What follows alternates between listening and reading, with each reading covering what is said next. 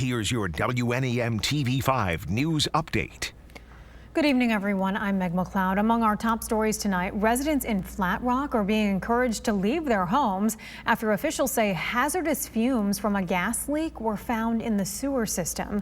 The EPA found high benzene levels in the sewer system and in multiple homes, prompting officials to go door to door, suggesting some people evacuate as they work to figure out the extent of this leak. We do not at this time have a full understanding of how far or where this gasoline release has traveled in the sanitary sewer system.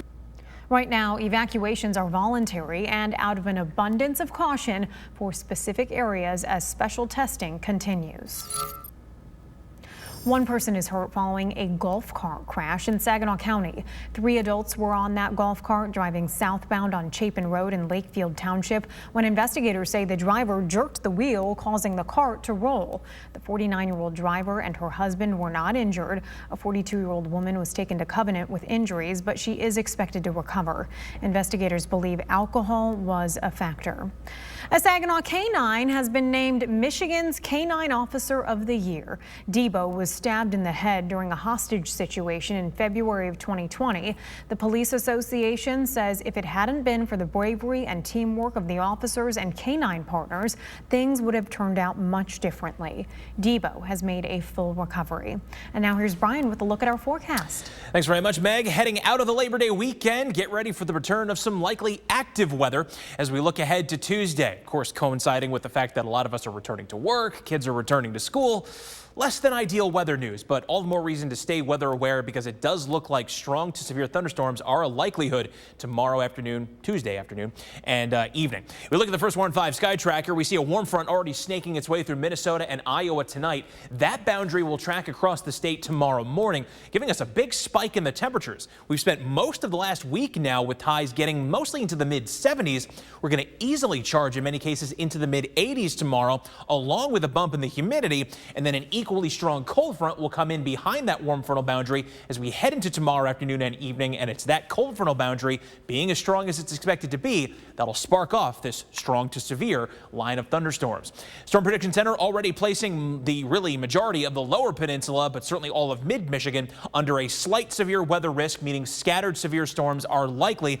Primarily, it looks like between about the 2 p.m. to 10 p.m. time frame as we head on into Tuesday. Damaging winds are the biggest concern that we have, in addition to some heavy rain with the storms, but hail and isolated tornadoes also can't be completely taken off the table. So let's time it out, hour by hour forecast, going from Monday evening, 8 o'clock to midnight, and really on into the overnight period, as you'll see here. Nothing to worry about for tonight.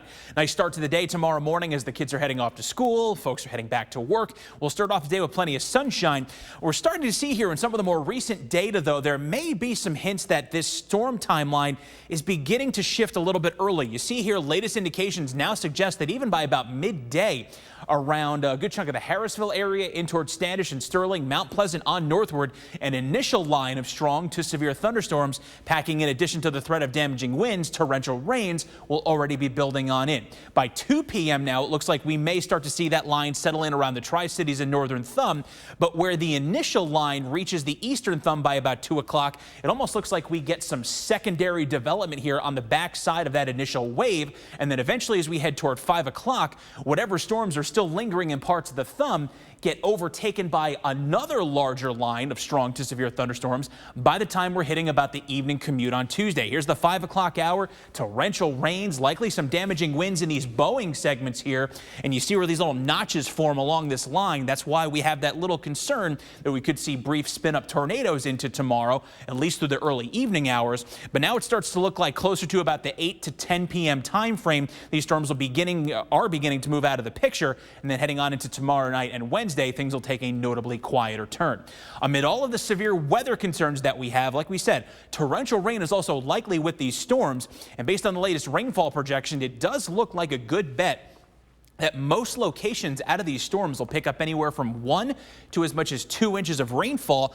But you see there the possibility that we could even see some locally higher amounts exceeding 2 inches. So all the more reason to stay weather aware tomorrow and be prepared for, in addition to everything else, the possibility of some localized flooding.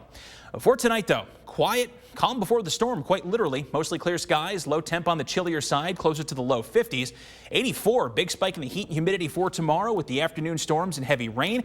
Then back to more pleasant conditions from Wednesday onward. We'll have some hit or miss chances for showers here and there, but high temperatures will return to the 70s. Remember to tune into WNEM TV5 on air and online 24/7 for the latest news, weather, and information.